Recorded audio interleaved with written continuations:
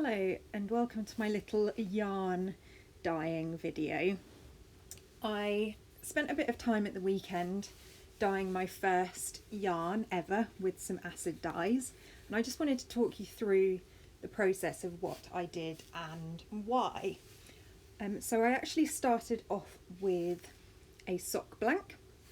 That's a merino nylon blend, and a sock blank is where you have it all knit up already in a flat piece. As I'd been watching some Chem Knits videos, and I'll link to her in the description below, I thought I would have a go at one of the techniques she tried with a sock blank, which was to roll it up into a donut and then dye the yarn in a pot with some acid dyes to create a sort of gradient effect, which I really love in my yarn, to make effectively a gradient of two sets of similar socks. So because I'm using a 2-strand sock blank, and you'll see that later, you can unravel it and effectively have two strands that are almost exactly the same, which means you can create a matching set of yarn, of 2 yarns, 50 grams each, which I thought was a fantastic idea. So the first thing I'm doing at the moment in the video is sewing my sock blank together on the long ends, and I'm doing this with acrylic yarn rather than wool. That's because the acid dyes only stick to protein fibres, which means that in theory when my dyeing is finished, the acrylic yarn should be more visible as the seam than the yarn that's been dyed. For this I used 2 different acid dyes. One was a turquoise and one was a navy, and I'll link to where I got those from in the description below. For now, I'll let you just watch for a minute as I finish sewing up my yarn.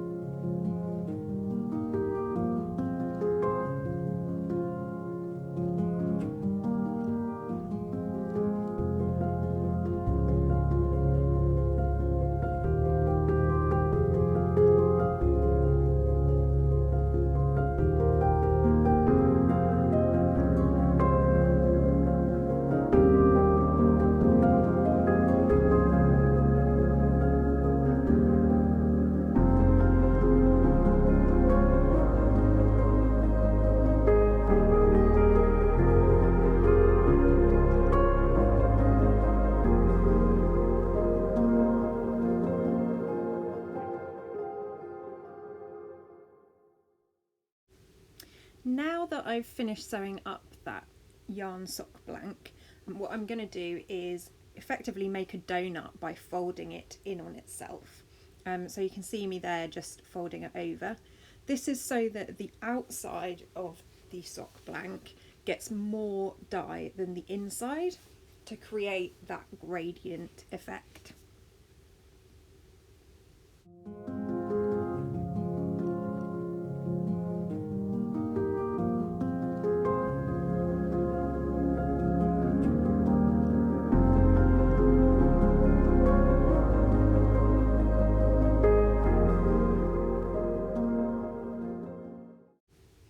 Now I'm going to actually put the yarn in the pot.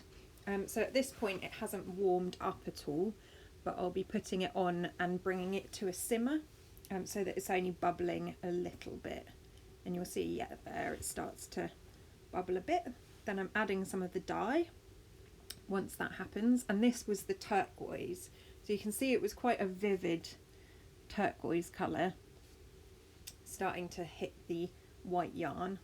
At this point I haven't added any of the citric acid, which helps the acid dyes bind to the yarn, but I left it for a few minutes just soaking up a bit, and then added the citric acid later.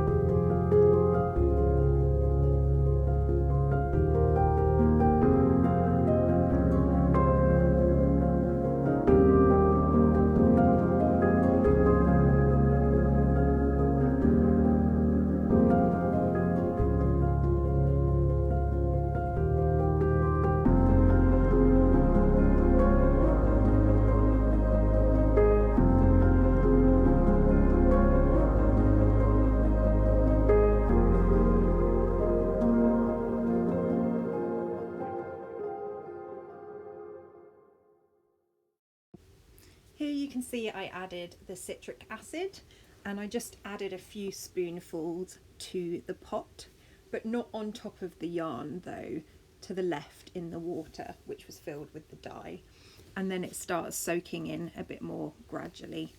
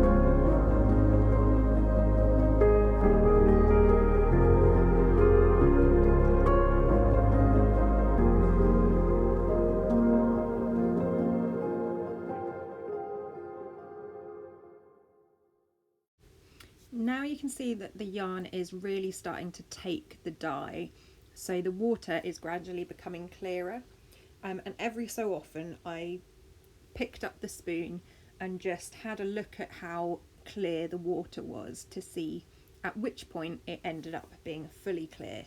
and that means that the acid dyes have fully soaked into the yarn. It's amazing to see how it ends up, and I'll have put a picture right at the end of this video so that you can see how clear the water is once I've taken out the yarn.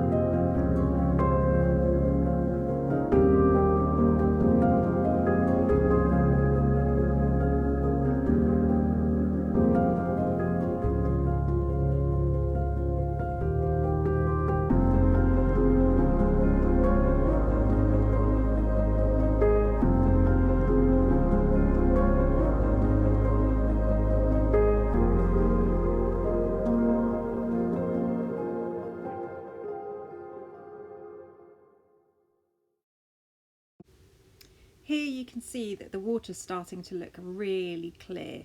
So we're getting to the point where that dye has all been sucked up into that skein or sock blank of yarn.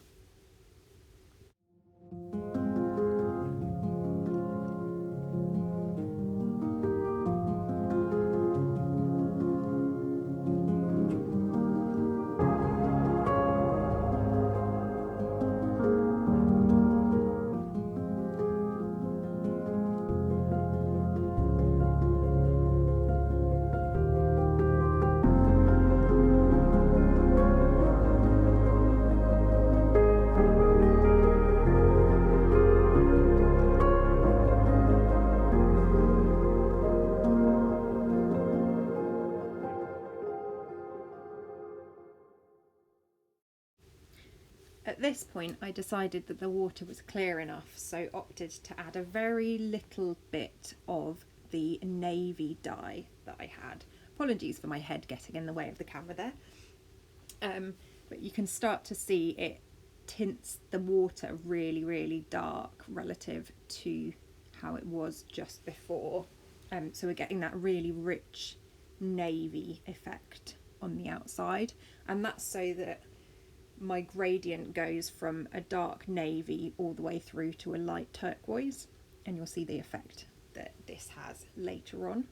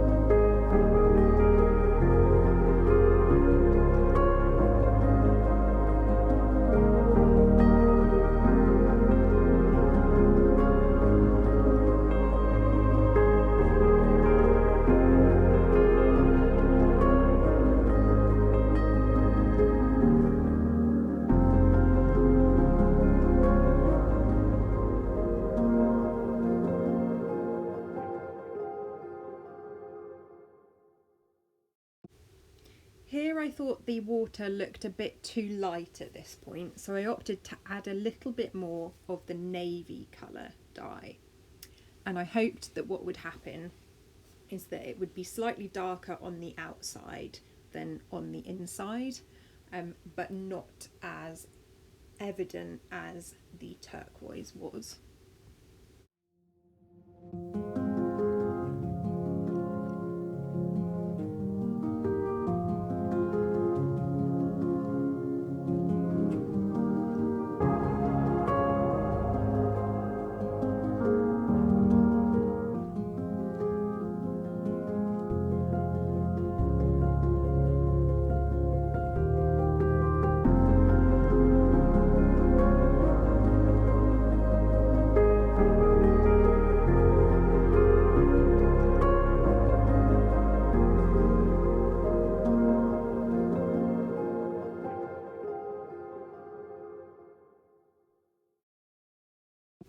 You can see here that the water is starting to look really, really dark, and so is the yarn. And it's actually at this point quite a dark purple instead of being what I'd expect, which was navy. So it will create quite a cool effect, as you'll see at the end.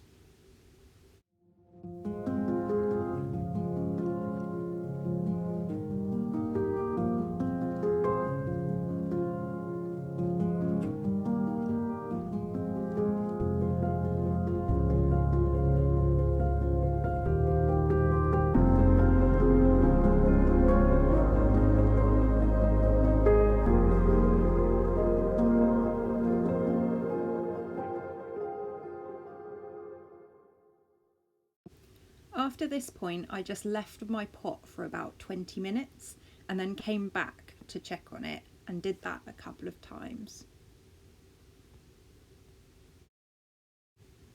Then once the water was clear, I took the yarn out and rinsed it in some cold water from the tap. Once that was done and it was squeezed out, I unravelled it and washed it in some wool soak, just to clean it up a bit. But you can see quite clearly here that there's no dye coming off this, and this is the result.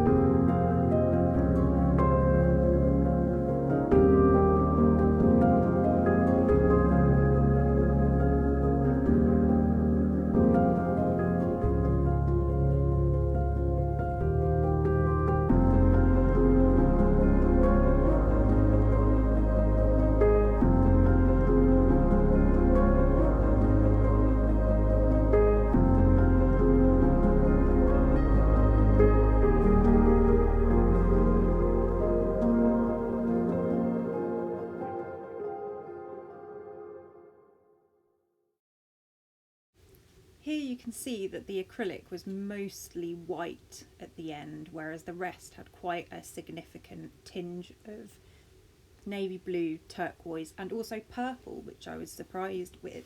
But I think there must have been some purple tones in the navy itself. However, it looks absolutely beautiful, and my craft group friends have named it Nebula, just as a bit of a space reference because it looks like deep space.